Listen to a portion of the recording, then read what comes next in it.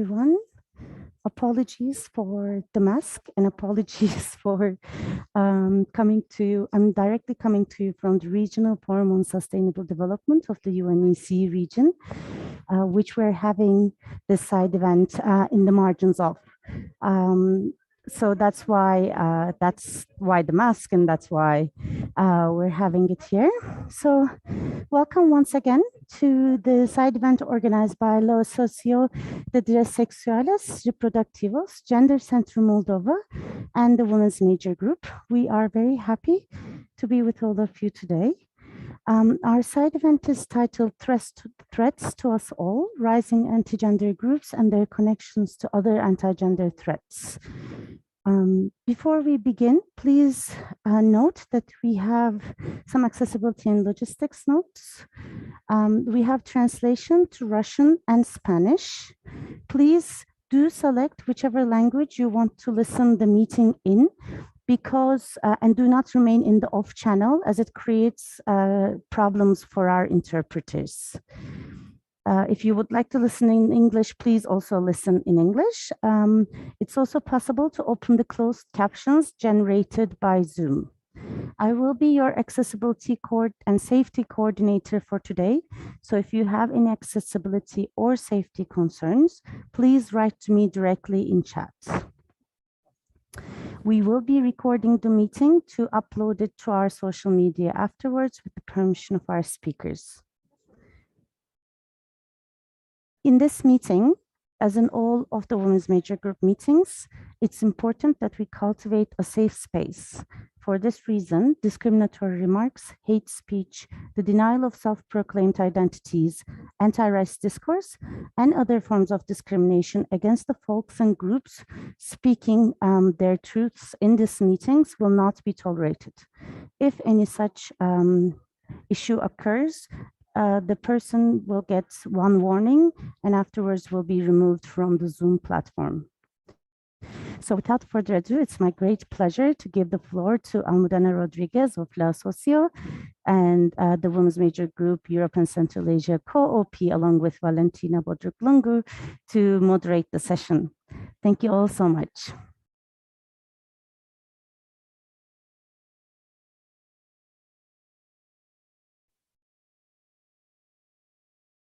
Hola, buenos días, buenas tardes, buenas noches a todas las participantes en este evento del Women's Major Group. Especial gratitud a todas nuestras oradoras y panelistas que han querido estar hoy con nosotras. Estamos muy contentas por ello. En primer lugar, lo que querríamos es, comentaros el objetivo de este importante evento para el Women's Major Group, que tiene como objetivo abordar las diferentes amenazas a las que nos estamos enfrentando en los últimos tiempos, amenazas de los grupos antiderechos, antigénero, otro tipo de grupos que están amenazando realmente las democracias, los estados de derecho y los derechos humanos. Una de las amenazas más importantes, y es justamente en la que queremos centrarnos hoy en este evento, es la amenaza que suponen los grupos antigénero de la reunión, que son estos grupos, movimientos que atacan los derechos sexuales y reproductivos de las mujeres en toda su diversidad y también de la población LGTBIQ+.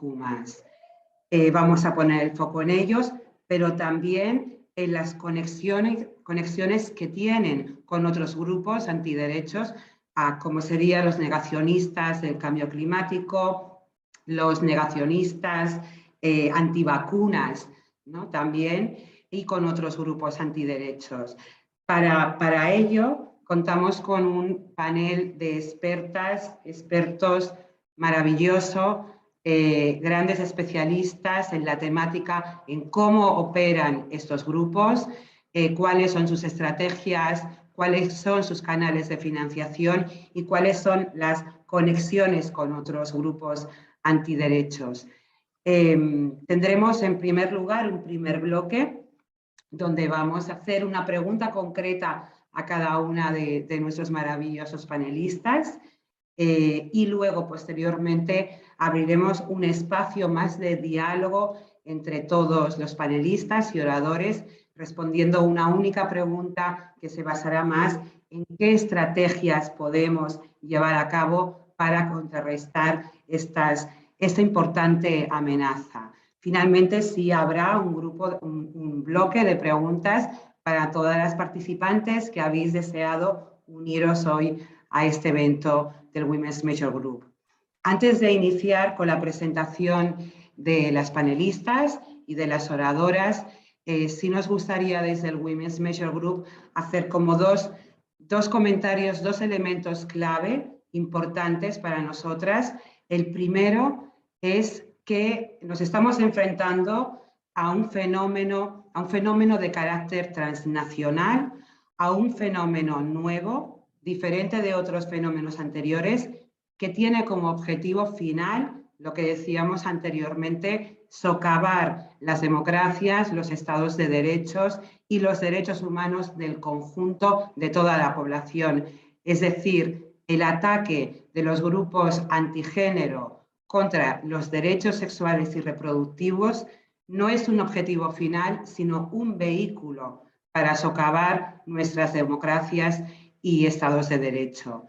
Y un segundo elemento importante a tener en cuenta también es que este es un fenómeno transnacional, pero también con un carácter interseccional. De ahí que haya esta conexión en los diferentes grupos antiderecho, antigénero, negacionistas del cambio climático y otros.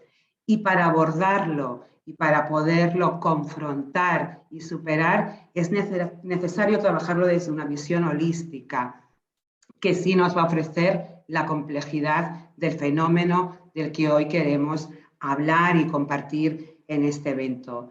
Ya sin ocupar más espacio, voy a pasar a presentar a nuestras panelistas de una manera breve y concisa para poderles dar el turno de preguntas.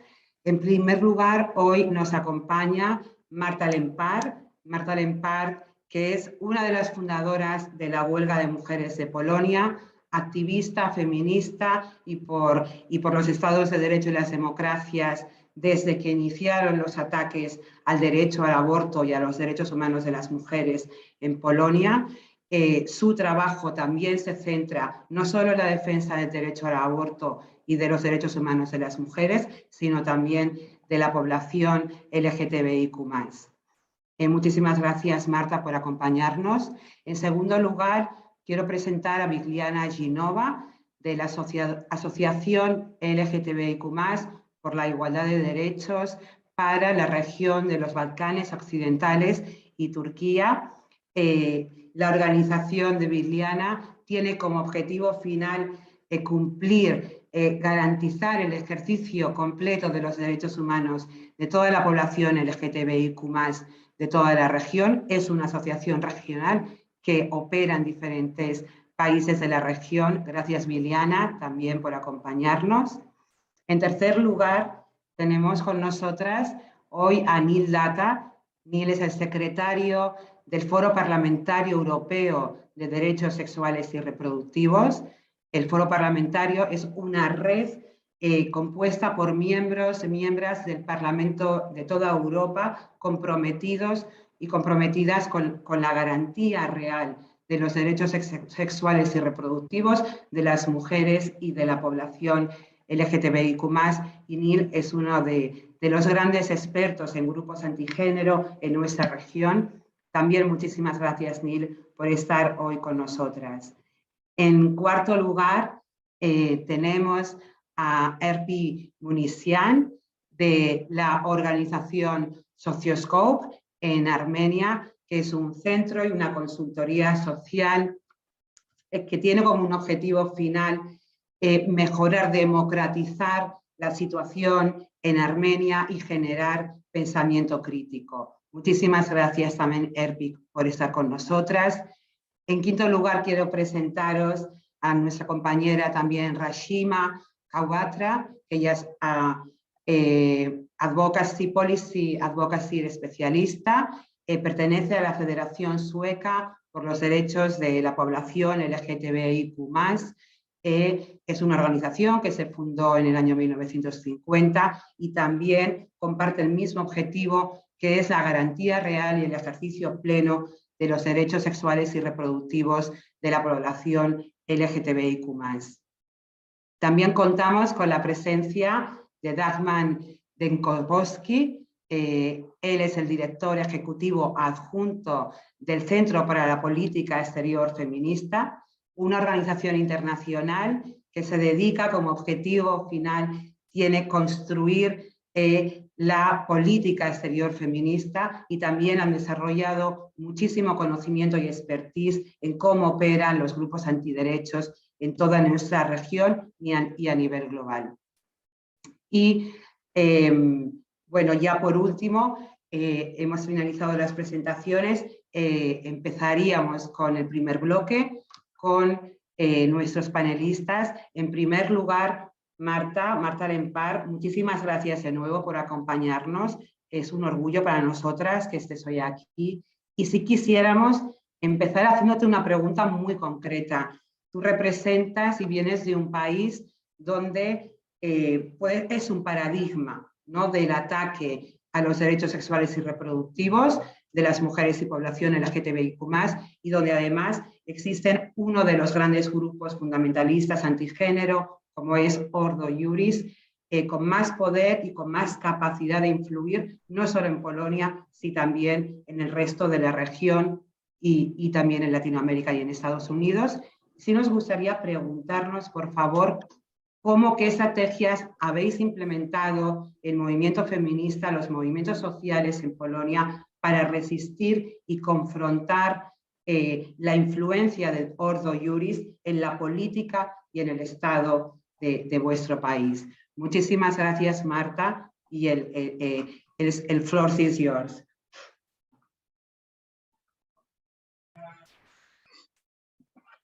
Oh, thank you, Slavokrini. Yes, we are the training field for the fundamentalist group that Ordo Iuris is. Ordo Iuris is a part of International Fundamentalist Network. And I'm saying that Poland is a training field because it's one of the examples of what happens if the fundamentalist group actually come to power. If they have their influences in the parliament, in ministries, in the administration as a whole. Poland is this training field, and it was chosen, I guess, because we are also an example of a country that is not secular. I'm not saying that we are a religious country, but we are not a secular country, which was the field and the base for what's happening now. Ordo Iuris is a group that has the common agenda of fundamentalists, with straight postulates that mean no abortion, no contraception, of course, including emergency contraception, no sexual education, criminalizing LGBT, criminalizing being an LGBT persons, no divorces, and basically legalizing domestic violence. These are the points from Agenda Europe, from the document that they put ahead in, I think, 2013. And in Poland, at least parts of those postulates are being imposed, or at least they try to impose them. So we have a practical ban on abortion with very few exceptions already.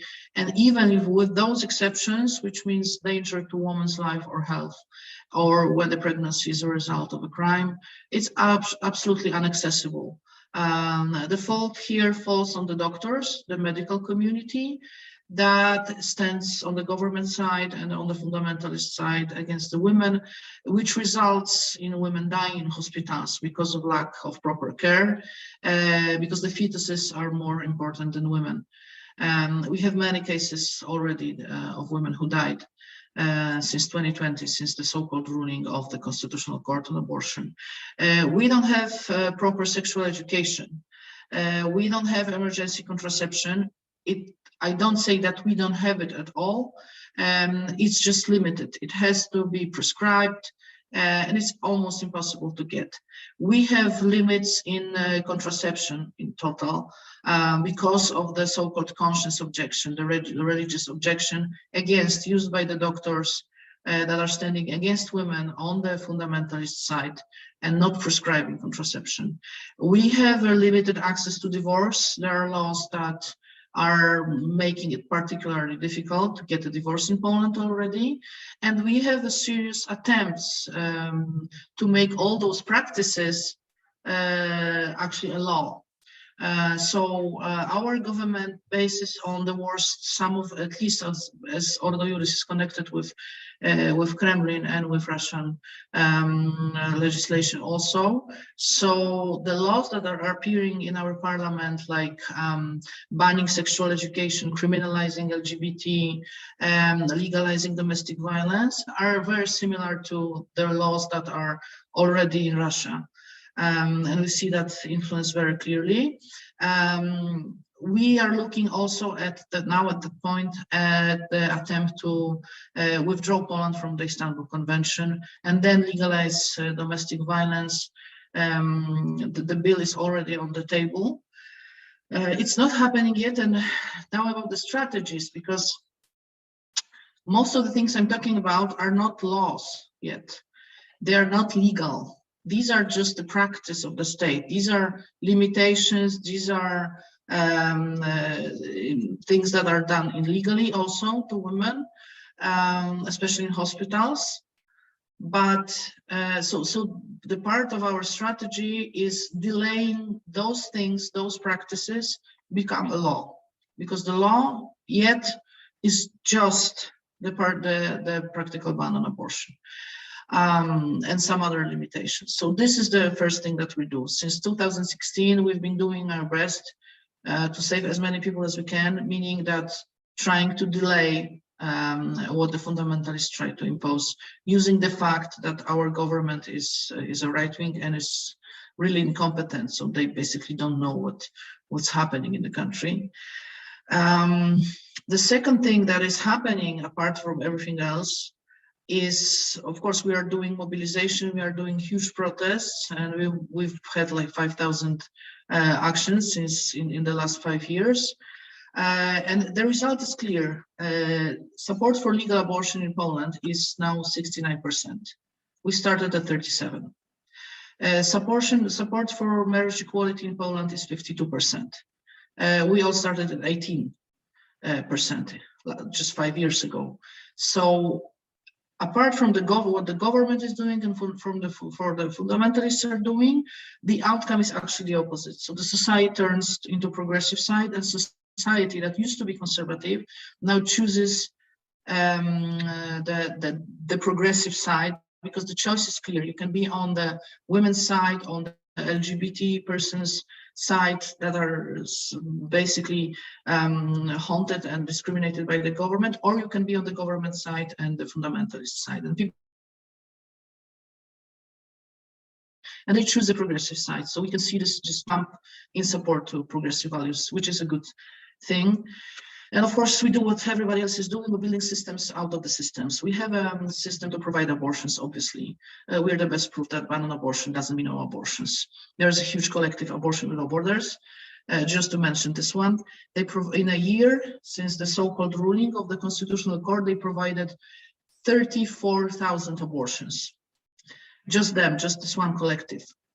And they are their number is massively known. They are doing this openly. It's really accessible. It's not accessible to the Ukrainian newcomers and women coming from Ukraine to Poland that just have this clash with their reality when there is no reproductive rights.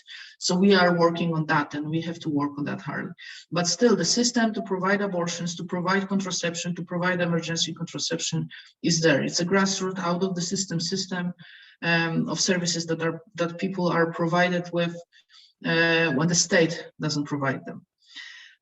I think this is the major point. And of course, we collect signatures and we push, even in this context, even with this coalition, even with this force of fundamentalists in the Catholic Church, we still do our job. I'm a plenipotentiary for the Civic Bill Committee to legalize abortion in Poland. We collected 200,000 signatures. We put them in the parliament, and we will do, I will be the one presenting the bill, and we will fight for legal abortion as our Argentinian sister did and as many others before us did, because each time we present that, each time we talk about it, the support for legal abortion rises, or at least stays the same, at the same level.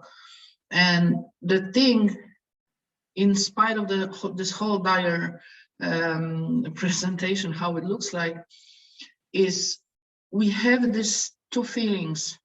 One is we are the people and there are people with us. So the organizations that we talk about, they are not even able to organize a protest. They are not able to organize a demonstration. There are just few people with a lot of money and Kremlin connections, that's that, and connections with other, with the international network. They don't have anyone to go on the streets for them, to shout for them, to fight for them, to sacrifice anything for them. They have no one behind the values they're talking about. There's no one. So this is one thing that we see. And the second thing that we see is, in spite of this whole thing, we know that abortion will be legal in Poland, that we will have marriage equality, that Poland will be secular. And the good feeling that we get is that they also know that. So it's them actually putting all the wheels in motion, all the force, all the influence that they have to stop that progress from happening. I really see that. I feel that within the people, and I know it will happen. So this is something that I'm sure, so people ask me, how do we, I'm on many trials for protesting. I have a lot of problems with, legal problems and so on. I had at least one attempt on my life and so on, so on. And people say, how come I believe that we will win? It's not that I believe. I know, I'm absolutely sure that this is just the way, and the way has to be hard. It is what it is. We are adults. It should be easier. It should be better. It should be granted, but it's not. So this is the work that has to be done. This is the way. There's no shortcut for that.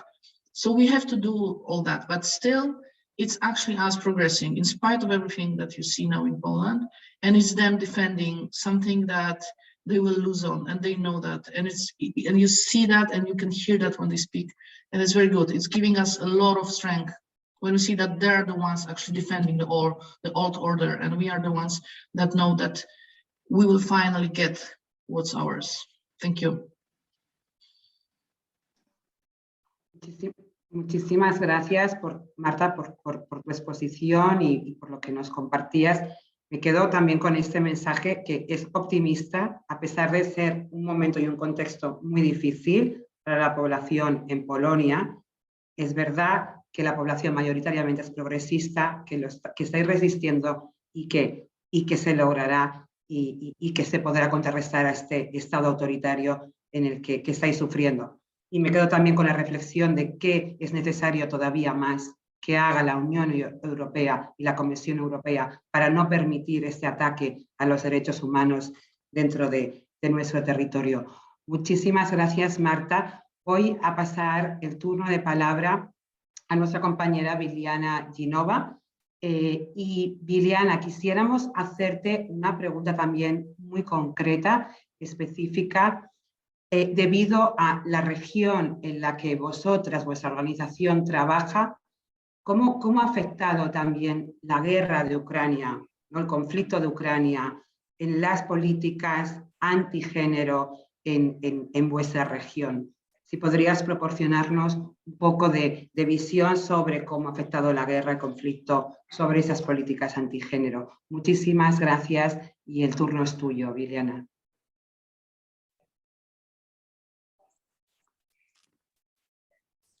Hi, thank you very much. Thank you for having me. I hope you hear me well. And greetings from one of these small booths in Geneva's hallway, Geneva's UN office hallway. So to start, maybe with your concrete question, is that the start of the war in the Ukraine definitely had an effect to increase and accelerate the anti-gender narratives in our country and in the region as whole. For example, what we have witnessed is that a huge number of social media bots or these fake profiles have awakened, who were asleep since 2014 when the occupation of Crimea happened. Of course, their main focus in their narratives was to justify the occupation of Ukraine, to minimize the effects against the civilian population, etc. But almost instantly, they jumped on the boat of anti-gender, anti-LGBTI, anti-trans narratives. So the movements that we have witnessed in this region, they got instantly increased by the war. But I would like to move us in a little bit broader picture first. When we talk about anti-gender movements, at least for me, it is important right from the beginning to say that these movements are in the core anti-rights, anti-democracy, anti-open society, and to see them that no matter how they're called, their main objective is to preserve the domination of one population and to preserve the oppression of all the others, namely, of course, all of the others. We need to work to preserve the domination of the white, cisgendered, heterosexual, rich men from the global north. I'm very happy that today we have such a brilliant speakers in this panel, and I'm sure that from them we will hear in much more details how well these movements are organized on a global level and how they unite against us, against LGBTI, against women, against sexual and reproductive health, etc., and how very well networked they are on the global level. The messages that we see today in Brazil, already tomorrow they are in Macedonia, or in Poland, or in Ukraine. So we need to know this before we start tackling them. From what we can see in our region of Western Balkans, but also on the global scene, the anti-gender movements are attacking their own opposition using different political spaces and influencing both the politics and policy. We are seeing these groups also in the international spaces, such as UN gatherings, both in Geneva and New York. But now they're, for example, when we were seeing them so strong in the UN, like many years ago, now we see them as strong and as organized on a national level, on a country level, literally in our backyard, in our national TV stations, in our parliaments, etc. The models that they were using in the UN, now they're replicating here. I want to refer to two academics, Jelena Čupač and Irem Ebeturk, because they have spent some time to analyze these movements in the UN. And I want to use this opportunity to make parallel with their analysis and what is happening on our region. And because our region is a little bit broad, and in every country the context is a little bit different and anti-gender movements are different, I will use my example from the country where I'm currently based, that is North Macedonia. So these two scholars, in their analyzing, they identified two key concepts or methods that anti-gender movements are using. One is the socialization and the other one is mimicry. So the socialization, within the socialization, okay, I have a message. Could I repeat the name? Yes, I will repeat the name. So it's Jelena Čupač and Irem Ebeturk. And also I can send you their papers later on. So conservative, anti-feminist, anti-rights movements, they decide to engage with the international organization and they start interacting with the groups that are with opposing agendas to them. So they start, even since the late 90s, to apply for ECOSOC status and to gain that status. And their number is increasing in time, especially in the last decade. So they're occupying this space and they're trying to use this method also to advocate for their own objectives, which are framed in the natural family, gender ideology, national sovereignty, which is interesting because they sometimes frame it as anti-colonialism. And of course, they attack the right, they occupy the positions of right to life, against sexuality education, and similar. The socialization in these spaces is their mobilizing strategy. And later I will show how we see the same in a country level. The next context is mimicry.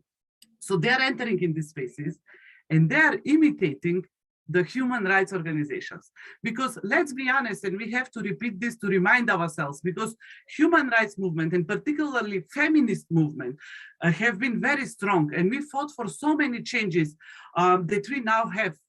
So many liberties and freedoms have been achieved because of the feminist movement. So these anti-feminist and anti-gender movements see how powerful we are. So they mimicry us. They mimicry our strategies in the UN, but also in the European Union level, on a regional level, or on the country level, advocating with parliaments and key stakeholders. So to go back to Macedonia, to go back to the context in Macedonia, as I said, the anti-gender movement have been present for longer, much longer than the war in Ukraine, much longer.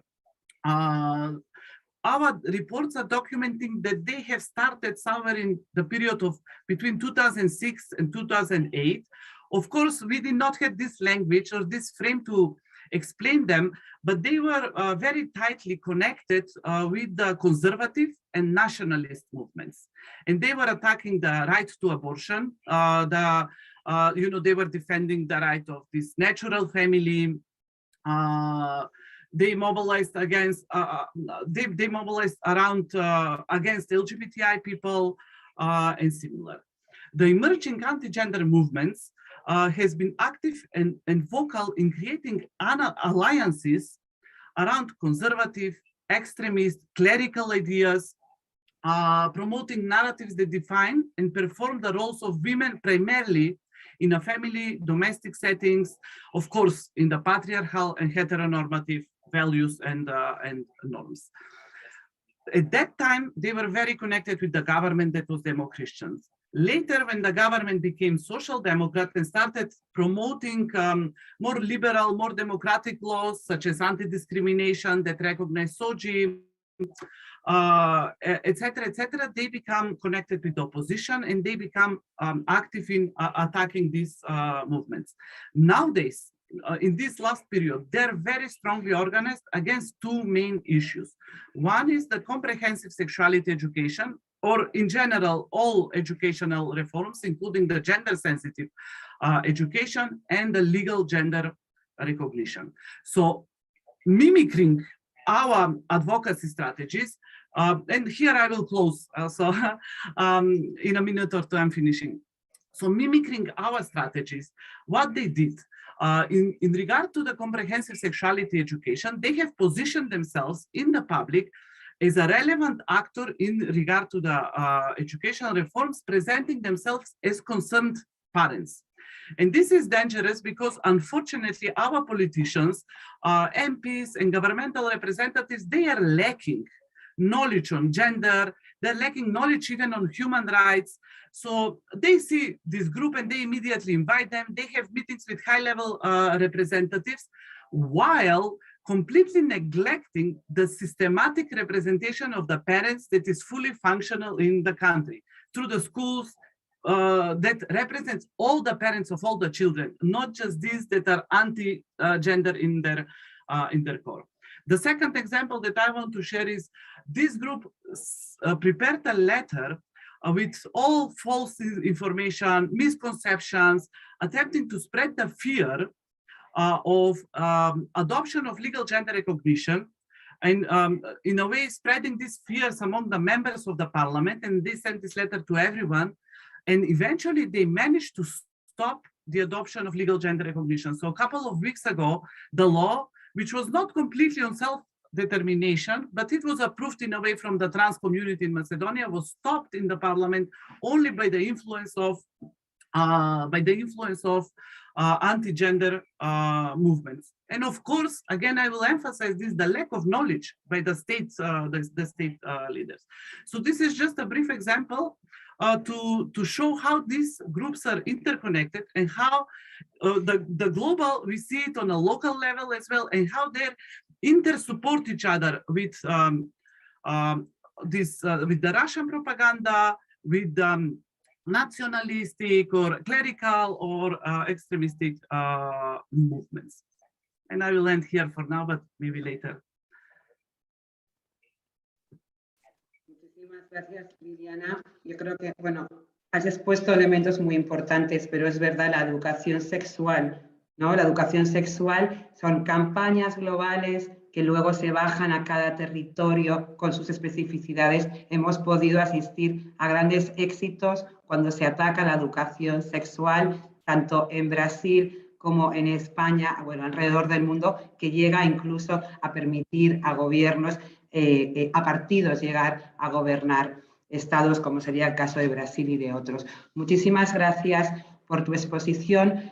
Pasaré el turno de palabra ahora a nuestro querido Neil Datta y queremos hacerte, Neil, dos preguntas muy concretas, ¿no? Nos interesaría mucho que nos pudieras compartir tu conocimiento sobre la financiación, el financiamiento que reciben los grupos antigénero en Europa, pero también en Estados Unidos, ¿no? Esas conexiones que hay.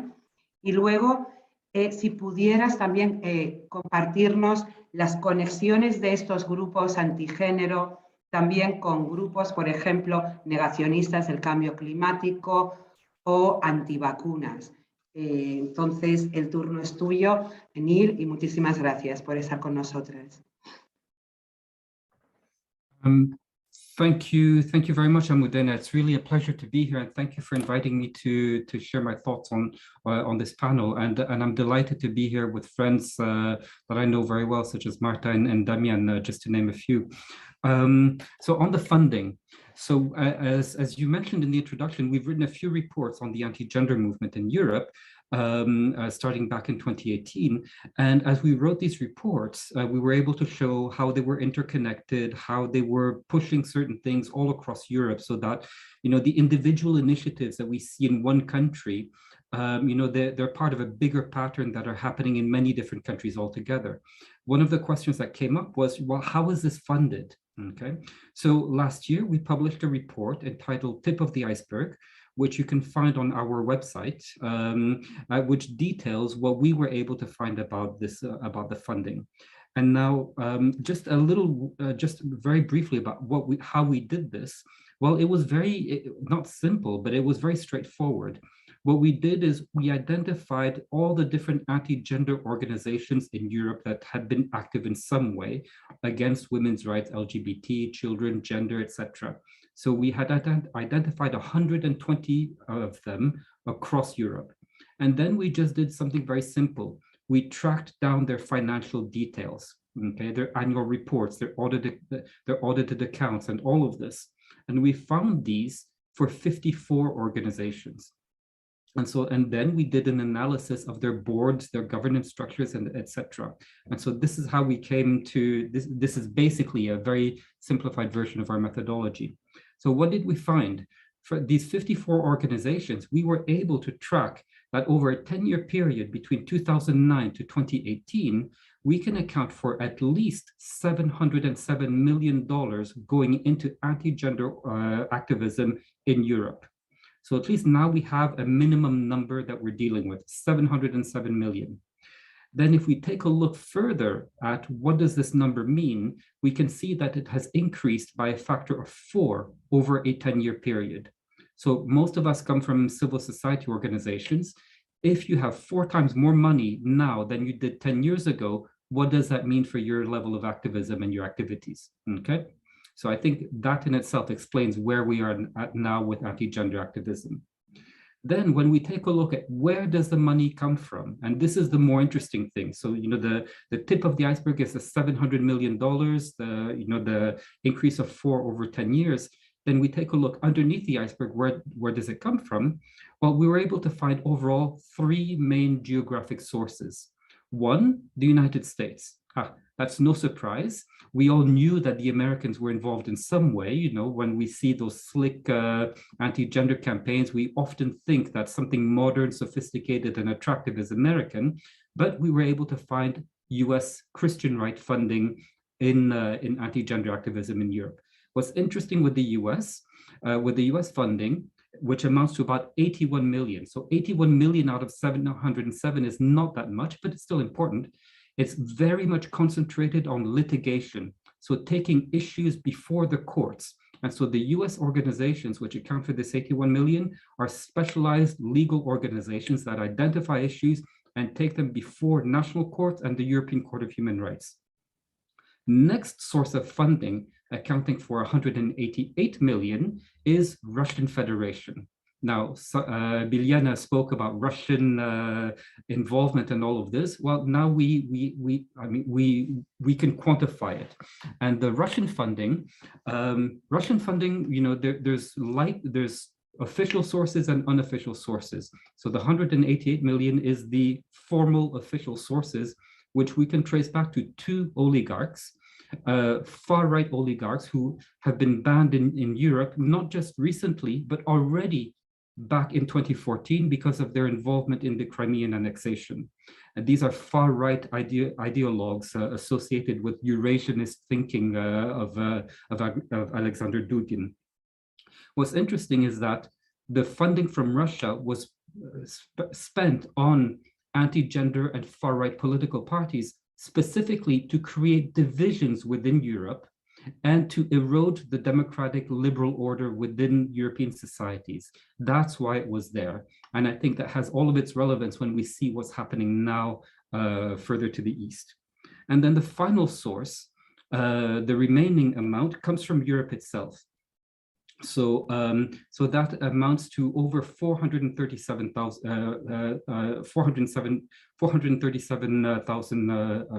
million over the past 10 years. So even though there's foreign elements into the anti-gender activism in Europe, it is essentially a European funded activism, so that even if you were to take away the Russians and the Americans, we would still have a problem in Europe. Maybe not as big a one, but we'd still have a problem.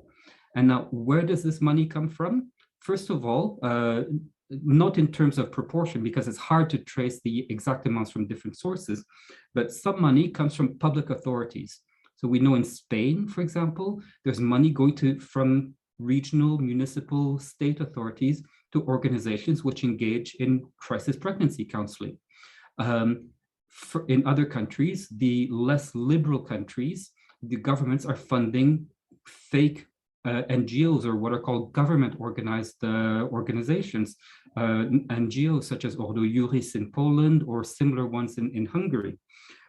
We have another source of funding is social and economic elites. So we have our own 1%, our own corporate elites, which are funding far-right anti-gender activism. We have different forms of crowdfunding as well, so that we see that some organizations are very much petitions-based. Once they get their people to sign petitions, then there's a follow-up email.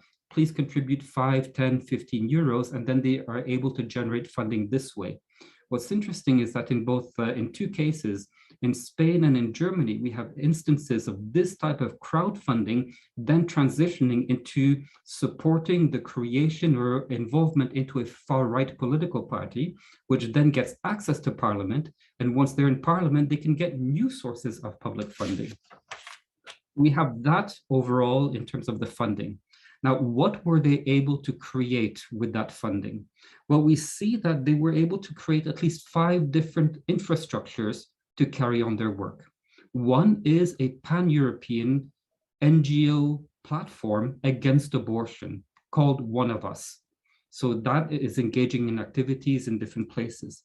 Another one was the exporting of anti-LGBT activism, first from France to other countries around Europe, starting with La Manif pour tous in 2013, then going many other countries. Another source, another thing that they were able to create is this social media petitions platform called Citizen Go. And with Citizen Go, they're the 3rd richest anti-gender organization in Europe at the moment. What we see there is involvement of all the different sources, where we have representatives of the US Christian right, a man from a Russian oligarch who probably funded Citizen Go's startup, and then economic elites from Spain, from elsewhere, from Mexico, and then able to transition to crowdfunding and then going into politics via the Vox political party. We have another political party who's funded 80% by the European Parliament, very active in activism against the Istanbul Convention. And then we have what is essentially a pseudo-Catholic religious network, which is a very polite term for saying a type of Catholic cult, which originated in Brazil in the 1960s, went through many permutations, and is now Ordo Iuris in Poland, which has from Poland created branches in half a dozen other countries, other East European countries, Slovakia, Estonia, Croatia, but even in the Netherlands. So this is what they've been able to create. So basically, when we take a look at the funding, it's a bit like taking an X-ray of a human body. You have a very accurate picture of the thing you're looking at, which gives you a lot of insight into certain things, but you're equally blind about certain other things. So if you have an X-ray, you know about the skeletal system, but not the nervous or the circulatory system. But at least the funding provides us this type of lesson. One of the main things that maybe one of the main takeaways from this is that this funding has been essentially linked to processes of de-democratization in Europe. So I think that's something that we really need to take into account. We've gone from, we're no longer at the stage where it's a religious project or a civil society project, but we're now talking about a political and in some cases even a diplomatic project supported by states. So I think that's the thing on funding. And then I'll just touch very briefly, Almudena, on the related groups there. And I have much less to say about this. You were talking about anti-vax and climate change denials and things like that. From what we can see is that there are links between anti-gender and other movements in society, but they're not one and the same. Okay, imagine a Venn diagram where you have different overlapping circles, except here you have many different overlapping circles so that it looks a bit more like the logo of the Olympics. Okay, and within these circles, you will have anti-gender, anti-trans, which is linked to anti-gender, but it has its own separate origins as well, anti-vax as well, anti-children's rights. You'll have the father's rights movements, the masculinist movements in there, which are related, but still have a different point of origin. And I think there we can see that they're related in some way. They are reservoirs for potential alliances between different subgroups there. And so we can see those interlinkages. But I would just like to end a little bit here with a thought that instead of looking at what are they against, the anti-gender, anti-trans, anti-vax, anti-climate change, or etc. Instead, I think we may find it easier to understand what they are about if we take a look at what are they trying to create rather than what are they trying to destroy. And when we take a look at what they are trying to create, we see that there's several schools of thought there. They're not unified in any way. And at least some of these schools of thought, one of them is rather economically oriented, which foresees a very weak role for the state and deregulation, laissez-faire economics. And so therefore, anything that involves the state protecting human rights in any area, consumer rights, trans rights, women's rights, etc., is not good. But you have another school of thought, which is that of a very strong state. And there you have ethno-nationalism coming into place and the state needing to protect its citizens. But there's a very strong definition or very precise definition of who is deserving of protection and who is not deserving of protection. So sometimes they're able to come together in certain areas, but sometimes there is friction among them. So I'd just like to end there in terms of how it is that they're interrelated with other groups. So thank you very much. Muchas gracias, Neil, por tu presentación y por ilustrarnos un poco más acerca de la financiación. Probablemente en el segundo bloque podamos retomar qué estrategias podemos llevar a cabo para contrarrestar esa financiación y cortar los fondos a estos grupos. Muchas gracias. Voy a pasar la palabra ahora a nuestra querida Arpy Manusyan. Perdona si no lo he pronunciado correctamente. Y en este caso quisiéramos hacerte una pregunta muy concreta de cómo actúan los grupos antigénero en Armenia, en tu país, y también si podrías compartir los elementos clave que habéis identificado en vuestro último informe que habéis elaborado desde Socioscope, desde vuestra organización. Muchísimas gracias, Arpy, y la palabra es tuya. Thank you very much, and thank you for inviting me to this event. So we've been researching these anti-gender groups since last few years, and we can observe the sharp rise of anti-rights, anti-gender campaigns, and overall the political expansion of homophobic and misogynistic rhetoric in numerous regions of the world since 2013, but especially in post-Soviet countries such as Armenia. And we've been observing that these groups became more, let's say, institutionalized and systematic in Armenia since 2013. In the frames of this political process of EU association versus Russian-led Eurasian Union, and the emerging conservative and far-right groups, so-called parental committees that were aimed at preserving so-called traditional Armenian values, etc. And we can argue that these anti-gender campaigns in Armenia are connected with Kremlin circles, and their main agenda is of more political type of, and they aim to maintain and develop the influence of Russian Federation and the post-Soviet countries, and in Armenia in particular.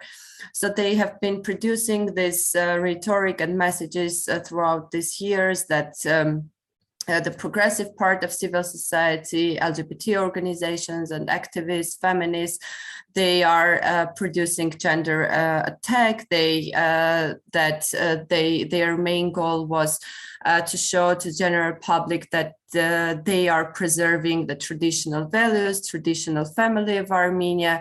They have been very active against the law on gender equality in Armenia, and they managed to somehow produce this image of external enemy of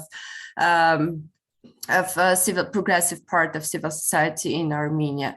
And we've been noticed that after the Velvet Revolution in Armenia in 2018, these groups became more institutionalized and formed, let's say, kind of anti-government pole jointly with the previous regimes in Armenia, with the oligarchs, and they manipulate the topics of gender and sexuality for their political agendas. And we don't have and didn't have during these last years adequate legal judgment of these groups, and they managed to multiply their resources, including media resources, and kind of manipulate also public opinion on gender and sexuality.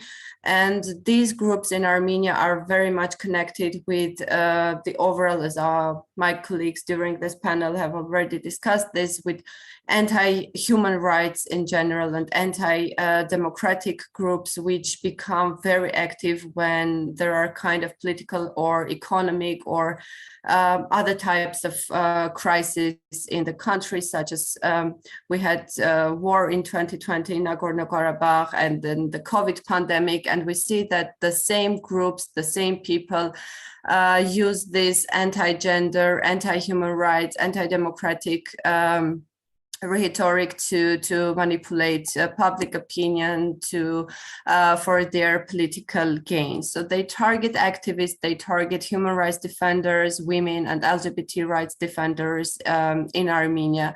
And their main aim is to shrink the space of progressive and rights protection initiatives in Armenia. And secondly, they aim to impede the hope that we can have a kind of progressive legal reforms in Armenia, and they aim they overtly actually aim to halt the democratization of Armenia and this much awaited rights-based institutional reforms in Armenia, and they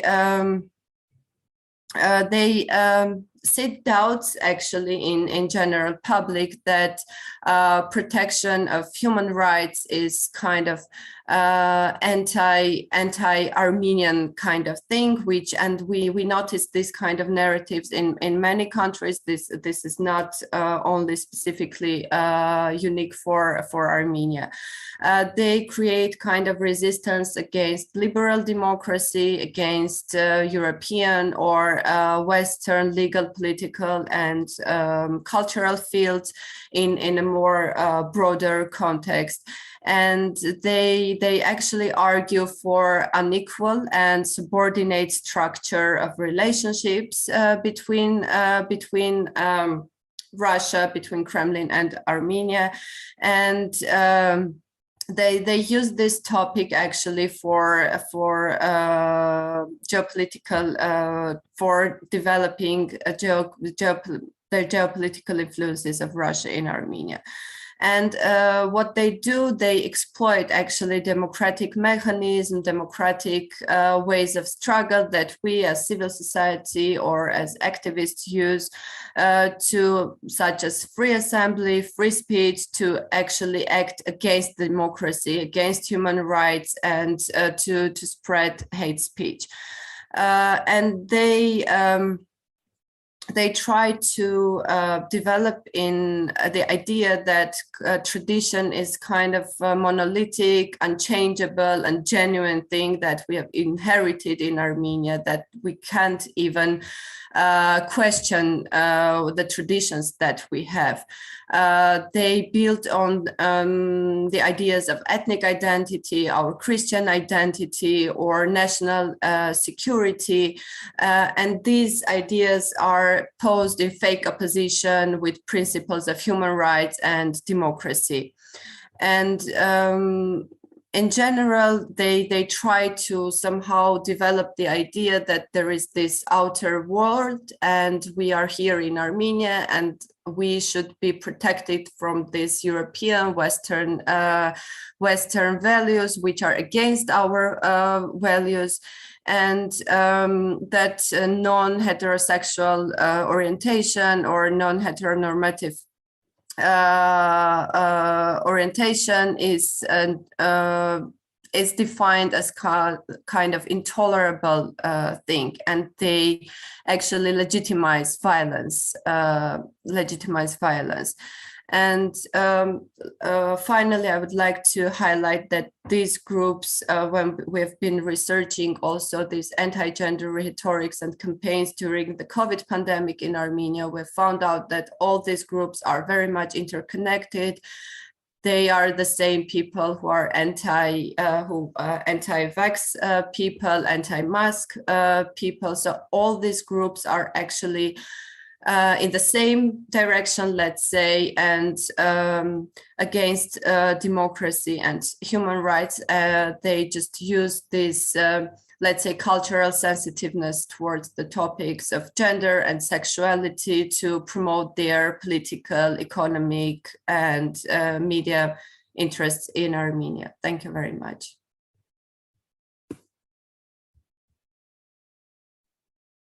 Muchísimas gracias, Arpy, por darnos elementos clave, ¿no? Como sería la desinformación, como es también la sinergia perfecta entre estos grupos y los partidos de extrema derecha, o hablar de la soberanía nacional y la cultura monolítica que no nos permite, ¿no?, avanzar hacia el reconocimiento de derechos. Muchísimas gracias.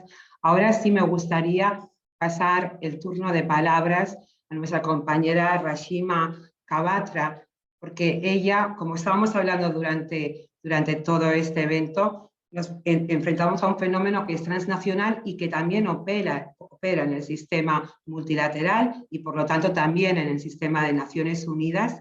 Y Rashima, lo que sí querríamos que nos compartieras es cómo operan todos estos grupos antigénero dentro del espacio de los diferentes espacios de Naciones Unidas, y cómo también el movimiento feminista, el movimiento de derechos de las mujeres, hacemos seguimiento de estos grupos, los investigamos. Si nos podrías, por favor, compartir todo ese trabajo que estáis realizando dentro del sistema de Naciones Unidas. Muchísimas gracias y la palabra es tuya, Rashima. Thank you so much, Almudena, and all of my colleagues on the call today.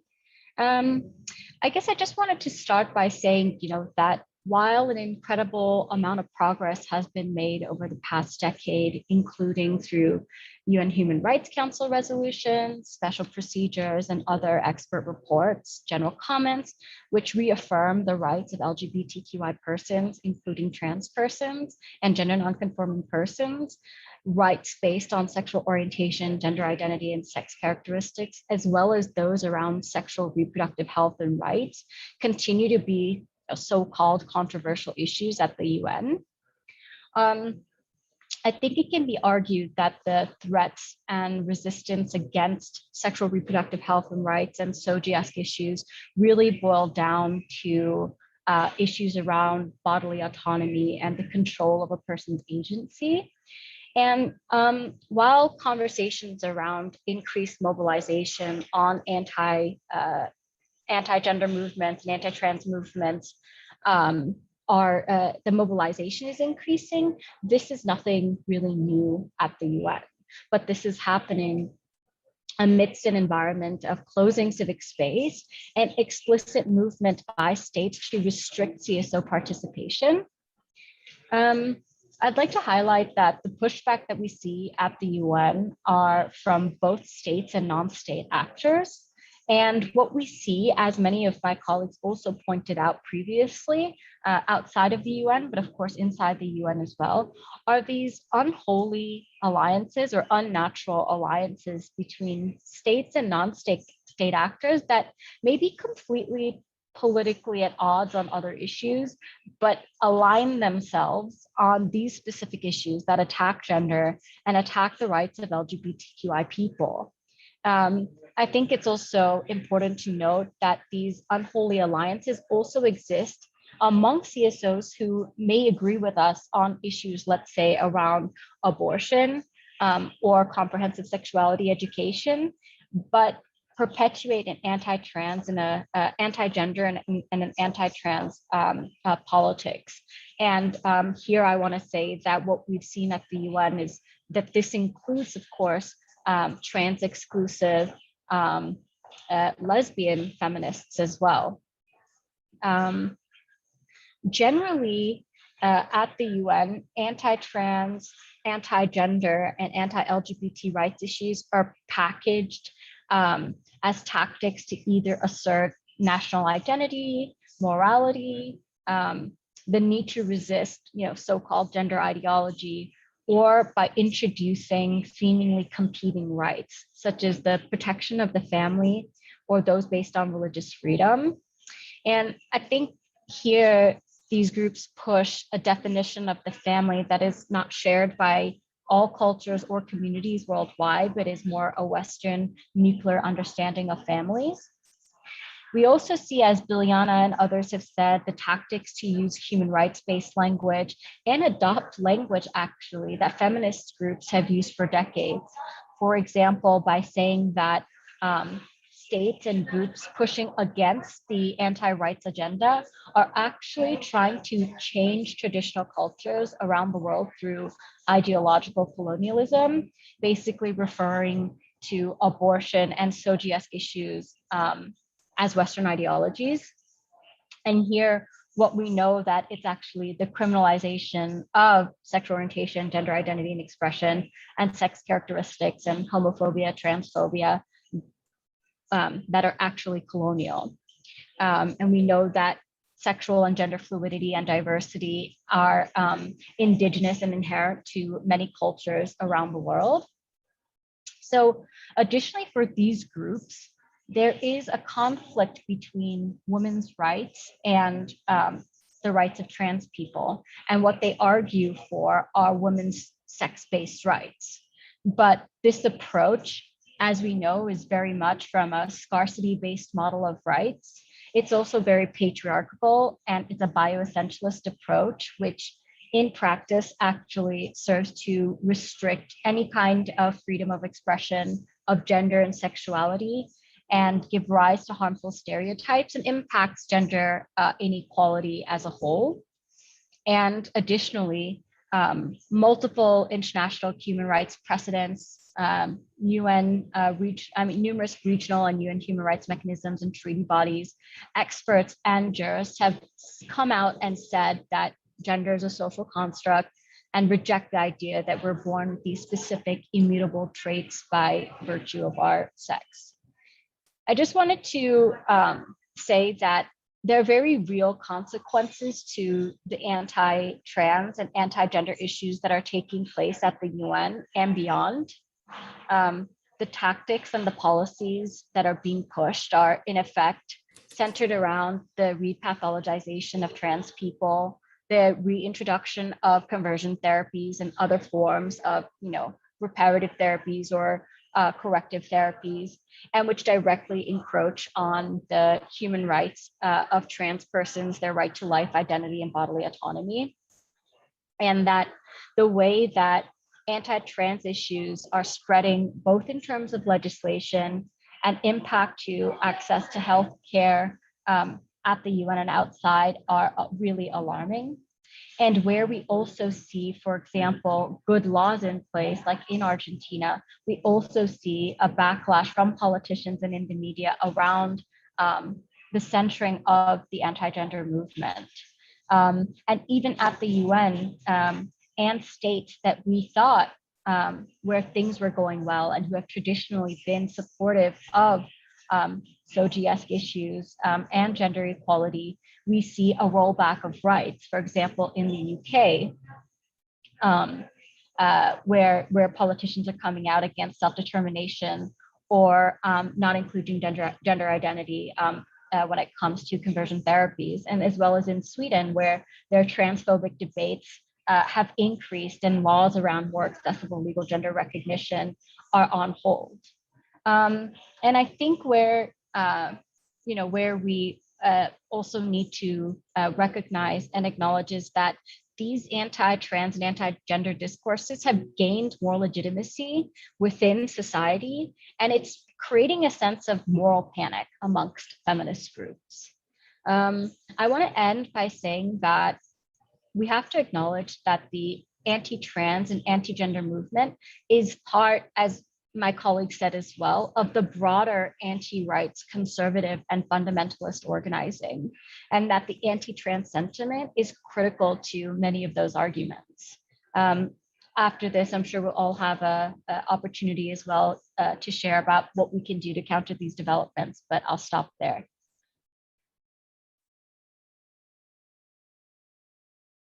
Muchísimas gracias, Rashima, por la importancia, ¿no?, del sistema multilateral de Naciones Unidas, la importancia del trabajo que se realiza ahí y sobre todo por poner el foco en los derechos de las personas transgénero y en los ataques que están sufriendo. Creo que es un tema clave y luego en el turno de debate podremos adentrarnos. Muchísimas gracias. Ahora ya para finalizar el primer bloque voy a pasar la palabra a nuestro compañero Damjan Denkovski del Centro de Política Feminista, y lo que querríamos, Damjan, es si pudieras hacernos como esta panorámica más general, este vínculo general con el poder, ¿no?, que tienen todos estos grupos antiderecho y antigénero. ¿Cuál es ese vínculo, ¿no?, con el poder? Muchísimas gracias y el turno es tuyo, Damjan. Thank you very much, Almudena, and thank you to all who spoke before me. It is quite difficult to follow such incredibly important inputs. But I think what I can try to do with talking about power and to answer your question is to take the analogy of the X-ray that Neil brought up before a little bit further. And I think if we look at the funding and the visual identities, the discourses and everything as the skeleton that we can see, when we think about power, we can maybe try to illuminate a little bit more about the nervous system and the circulatory system of all of these movements. So the reason that we talk about power is because we use it as a lens and a framework for everything that follows to understand how all of these things fit together. We both on the sort of progressive side of activism and civil society, but also the anti-rights movements, tend to play to our strengths, and we fall into default modes of action. So we need to analyze power in order to understand what is our contribution and where is our energy best spent. And this also allows us to develop strategies to respond effectively. Intersectionality, of course, here comes as a very useful prism or lens to see and understand the dominant versus subordinated relations, and also the elaboration of notions of superiority and inferiority through discourse. Therefore, recognizing and understanding anti-gender campaigns, but also other anti-rights campaigns as a proactive attempt to produce a different way of living, an alternative norm, is crucial in developing effective counter-narratives and new strategies. And I think we can all agree with also everything that we heard before, that thinking about it as a backlash only takes a little bit the rights of women and the rights of LGBTQI people outside of the context of other societal debates about power relations, for instance, race or culture or religion. As Biljana and others have pointed out, anti-gender actors have learned to engage with the multilateral system, but it's important to view this engagement not as a recognition of the principles on which the system is based, but very much as a means to an end. The system of universal human rights is actively being eroded, and alternative multilateral fora are being developed to accommodate the paradigm shift that we are witnessing being presented. And to illustrate, of course, many countries that can be characterized as repressive or regressive or backsliding regimes are part of the group of the Friends of the Family, which are the groups arguing that, you know, the heteronormative cis nuclear family model is the fundamental unit of society, through which they then strive to advance these restrictive concepts of the family at the international level. At the same time, multilaterally and domestically, the space for civil society and academic freedom has been shrinking. So we look at these anti-gender actors that are mobilizing against gender and the rights of women and LGBTQI as such, but that they use all of these issues to actually reinforce or increase their power and to maintain the political hierarchies that they emerge out of. And they perform, it was mentioned also before, that they promote an exclusionary understanding of the world where certain groups' rights take precedence over others. And whether this is an option whether this is the situation where, like Neil mentioned, it's more of a laissez-faire approach, or the school of thought where the state is smaller and therefore the strongest survive, or it is a very strong state where only the rights of certain people are, or certain groups are then given priority, the result is essentially the same. It erodes the protections of those who tend to be most politically marginalized. When we such campaigns then, by promoting this exclusionary understanding, and when we analyze these interlinkages between anti-gender ideologies and politically extreme positions, whether they're on the left or on the right, we need to understand how anti-feminism and anti-gender provide the space to center exclusionary ideologies. This can be, so then the rejection of feminism and gender, which doesn't potentially on the surface appear to be an extreme position, it makes the more traditionally exclusionary stances more socially and politically acceptable and palatable. This then means that democratic premises such as equality and the universality of human rights can be quietly delegitimized. And then beyond threatening the rights of women and LGBTQI people, these campaigns therefore threaten the fundamental freedoms in a democratic society and ultimately democracy.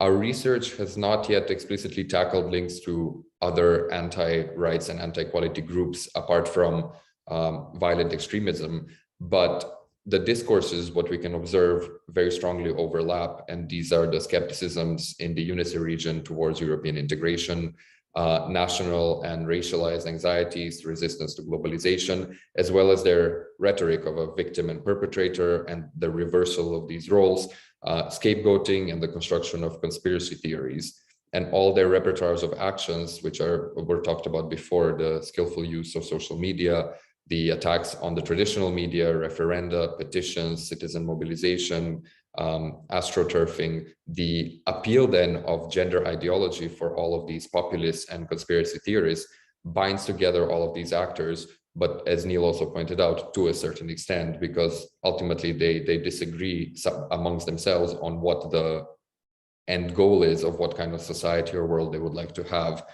And the language and the issues of the anti-gender campaigns are extremely attractive for them, as it allows them to use the language of anti-gender to defend these hierarchical structures of society as a whole. And just looking at the COVID-19 pandemic, anti-gender actors have been able to use the pandemic to reinforce their narratives. In many countries, the pandemic was used to as a political opportunity to restrict women's access to reproductive services by declaring them non-essential at a time when, for instance, when in Germany, access to contraceptives is extremely also limited, anti-feminists have used the pandemic to reinforce traditional family patterns. There are commonalities between anti-feminism and COVID conspiracy theories, including these abstract enemies, an anti-modern worldview, and non-science-based arguments that masquerade as science, as well as a very similar rhetoric.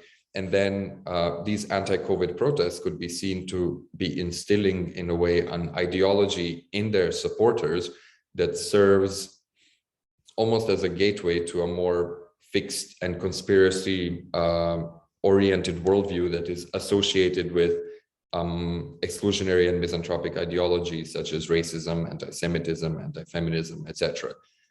And finally, we see that governments use this opportunity to augment their power and limit civil society, and also then invest political capital behind these kind of exclusionary ideologies. And this is very detrimental in contexts in particular where anti-gender actors are already in power, and civil society and academia are maybe the main actors who protect or advance the rights of women and LGBTQI people. So all of these ideologies of inequality, the categorizations of us and them, are central to all exclusionary beliefs, and the group-based enmity that entails the devaluation of certain groups as opposed to others are all part of the same matrix. But I think we have a lot of open questions still in terms of how all of these groups actually learn from each other, because I do believe from observation that they do, and that they apply the same strategies that they have learned, maybe through mimicking of what the progressive side has been doing, but also by taking that several steps further because of the access to the funding that they have and the exchange that they make with that we do not do. I guess I will stop here so we have a bit of time to discuss afterwards. Thank you very much. Sí, muchísimas gracias, Damjan. Es verdad que el tiempo corre muy rápido y se nos está escapando de las manos. Son y 35, nos quedan 10 minutos y entonces sí tendríamos que pasar al segundo bloque, que de una manera muy rápida os lanzamos la misma pregunta a todas las panelistas, y es: ¿qué estrategias podemos llevar a cabo? Tenemos mucho conocimiento, tenemos muchísimas investigaciones, sabemos mucho de estos grupos, pero ¿y ahora qué estrategias de éxito podemos implementar para poder contrarrestarlos? Sé que queda muy poquito tiempo. Lanzo la pregunta para todas. Quien quiera empezar, muy agradecidas. Sí, os pedimos, por favor, que intentéis ser lo más breve y concisas posibles, porque el tiempo, como os decía, se nos está agotando.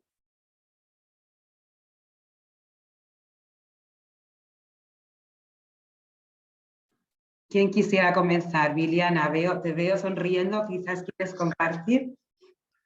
Okay, so I will start to break the ice. And very briefly, I think, of course, the first thing that we need to do is to continue learning, monitoring them and understanding them. Reports like the one that Damjan produced or Neil produced or academic texts are very needed, and I think we need to continue producing them. Second is, and this is one of the most important, I think, building coalitions with different human rights movements. The sooner we see that the anti-gender movements and anti-rights movements are affecting all of us. Maybe today they are talking against trans people or sexuality education or abortion, but tomorrow, believe me, they will spread this these narratives against other social groups in our countries. That's why we need to unite. And also, even if they don't spread it, the base human rights is the solidarity and supporting each other. The third point is to find a way how we can mobilize broader support, or how we can learn to speak with other groups. Some theorists call them movable middle, people who are in the middle, who would go anywhere. And here I think purposefully I want to put the traditional women's movements, because more often than not we see that they're inclined to the trans-exclusionary groups and anti-gender groups, unfortunately failing to see that anti-gender groups in the core of being are anti-feminist, and they're also anti their women's traditional movement. The other thing that we can do, and I think we should do, is to try to understand who are these people who are joining in the anti-gender movement. Of course, from the reports shared today, we know where the money comes from and maybe where the source it is, but we have to admit that they are having very strong mobilization power, and they are mobilizing regular people, my neighbors, I don't know, the restaurant where I eat in the Sundays. So how they are mobilizing them? Who are these people? In the Balkan context, from what we can learn so far, these people who are easily mobilized in the anti-gender movement are mainly people who have lost their jobs, people who have been stripped of their political participation and political representation. And again, with the lack of adequate and high quality education, they see joining in these movements as a form of self-actualization and self-representation. And finally, this is the last one, and I will quote here one feminist activist from Macedonia, Irena Svetkovic: we need to enforce building the politics of empathy and understanding and care for each other, rather than culture of cancellations and ignoring, even if these groups is not coming from my background or my identity group or my social group, because I strongly believe that only when we are united, we can succeed to overpower these groups. And for the end, thanks for having us, and thank you very much for organizing this kind of panel. We still have a lot to talk about this. Muchas gracias, Biljana. No veo ninguna mano levantada. No sé de alguna de vosotras quién quisiera. Neil, muchísimas gracias.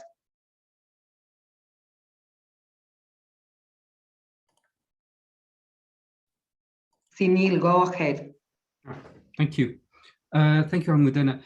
So in terms of what we can do, this is not the first time that this question has been asked, so I've given it some thought. So I'd like to make some suggestions, and I've organized them into 5 easy to remember words. So one thing that we can all do as a community here is to spend more effort to discover and to disrobe the anti-gender. The more we study them, the more we learn about them, and this allows us to organize against them. We know that they fear the light of day. They don't like it when we talk about them. So that suggests we need to do this. Secondly, once we know more about them, we are able to better disarm them. Okay, because we will understand their strategies, we will understand their tactics, we will know what they can do. We can therefore warn our decision makers and media and other influential people about what they're likely to do. One example of how this worked is the report on sexual reproductive health and rights adopted last June in the European Parliament, the so-called Matic report. Now, we could not stop the anti-gender from doing anything. What we could do is brief the members of the European Parliament. This will happen, the next thing will happen, Citizen Go will do this, or the UNECE will do that. They were fully prepared, and when it happened, they knew how to deal with this. They were not scared. So that's one way we can disarm them. A third point is dislocate them. As has been mentioned by a number of people, we're dealing with a new category of civil society, which basically does not play by the same rules of democracy, adherence of fundamental values of human rights and liberal thinking. In many ways, some of these anti-gender groups do not meet the criteria for engagement with international organizations. There's no need for the UN, the Council of Europe, Fundamental Rights Agency, EU, or whatever, to recognize their legitimacy. Scholars have branded this category as uncivil society, and I think that's something we really need to highlight. A fourth one is demonetize them. Now, we've provided some insight into where they get their funding, we can, as a community, try to come up with strategies to go after that funding. Why are Spanish public authorities funding these groups in Spain? Why is the EU Erasmus program funding an anti-gender youth organization? We can start shedding light on this and organizing around that. And then finally, that of defense. Defending the people who are writing about these, who are speaking out about them. Many of them are facing lawsuits, such as Marta Lempart and many others. So we need to think of that type of defense, but then also at a broader level, the defense of our human rights, which may not be as well protected as we once thought, and that maybe we need to give some consideration to higher levels of protection. And in this, I'd like to end by suggesting that we should all give, for those of us in the European Union, we should give some thought to the suggestion of President Macron to include the right to abortion in the EU Charter for Fundamental Rights. That would be one way of better protecting, of defending our rights. So thank you. Muchísimas gracias por tus inputs. Creo que Arpy también tenía levantada la mano. Gracias, Arpy. Os recuerdo, nos quedan 2 minutos solo de evento y si podéis ser breves, os lo agradeceríamos muchísimo. Arpy, go ahead. Yeah. Thank you. Sorry. No? Almudena, it's me. I'm sorry, some technical issues. Okay, Valentina. Almudena, я хочу говорить по-русски специально, для того, чтобы можно было обеспечить перевод. Да? Мы сегодня говорим очень важную тему. И одним из аспектов нашей темы является также языковая терминология и доступ к ней. У нас замечательное сегодня мероприятие. Мы переводим его на многие языки. Это очень важный элемент в преодолении гендерной дискриминации, потому что людям нужна информация на разных языках, качественная информация, учет и использование гендерной терминологии. Вот это очень важный элемент. И одним из инструментов я вижу партнерство между неправительственными организациями и системой образования. Это очень важный элемент. Спасибо.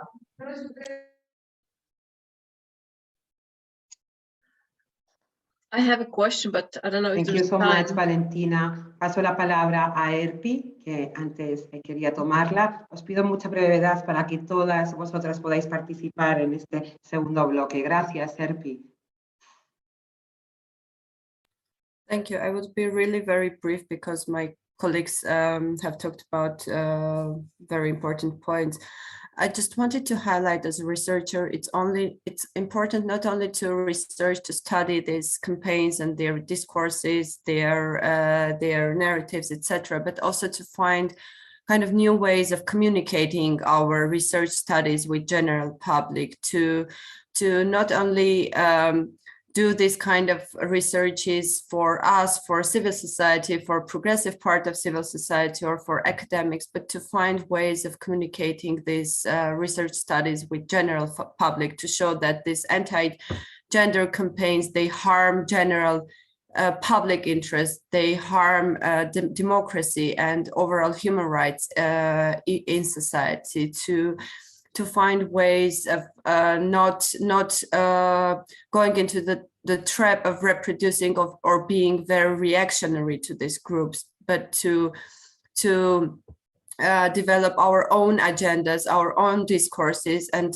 under this lens to approach these campaigns. Because sometimes in Armenia, for example, we often find ourselves in a trap that we are like very reactionary. They do something in these anti-gender campaigns, and we don't have that much resources. We lack resources, and we are just reacting on what they are doing. But we need to find, like within progressive part of civil society, kind of common ground of our own movement to developing and sharing these agendas with general public and communicating the research with general public. Thank you very much.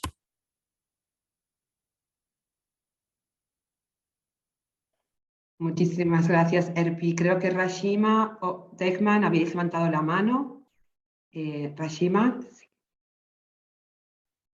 For the sake of time, Almudena, I put my intervention into the chat just so we don't need to keep people here longer. De acuerdo, muchísimas gracias, Rashima. Y Damjan, si quieres concluir y cerrar el evento, muchísimas Actually, gracias. yeah, not much to add because I think a lot was already covered by everyone else's responses. I think my main point would be to highlight, on top of the new ways of communicating, to just find ways of building alliances, not just across civil society, but also with policymakers and power holders, also in places where the power holders might be, opposed to our ideas, because we need to work on more education, comprehension, and empathy building, and then with them together create new ways for changing the structures that we work in. But I would just stop there. Thank you. Muchísimas gracias, Damjan. Es cierto que lo habéis dicho todas, creo, lo habéis resaltado todas, la generación de alianzas estratégicas con diferentes movimientos sociales, con diferentes sectores, incluso con grupos que creemos muy alejados de nuestros objetivos y de nuestras luchas, es esencial para poder contrarrestar y poder superar este momento político y social y económico también tan complejo en el que estamos viviendo. Hemos llegado al final del evento.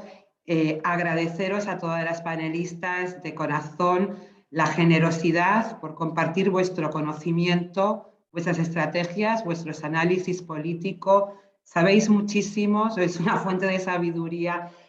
Nosotras desde el UNECE Regional Group estamos muy agradecidas también a todas aquellas personas que habéis querido compartir esta hora y 45 minutos con nosotras, a todas las participantes. Nos gustaría poder dar continuidad a ese trabajo, como decía Anil, generar esa comunidad para poder luchar contra las políticas antigénero y contra los procesos desdemocratizantes que estamos viviendo alrededor del mundo en todos los territorios. Muchísimas gracias a todas por estar aquí y bueno, muchísimas gracias y nos despedimos. No sé, Segnaz, si quieres dar unas últimas palabras para cerrar la sesión.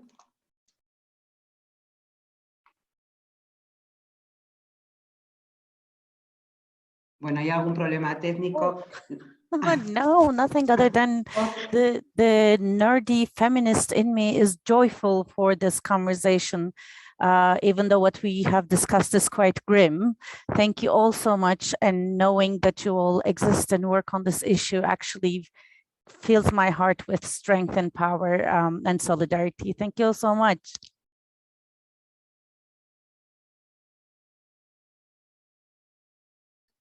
And also many thanks to our interpreters as well. Photo, Segnaz, photo. Sure, if people have the time, you can turn on your videos. I'm happy to take a group photo.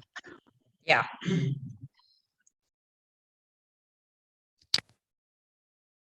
Just we'll wait for a moment until videos are on.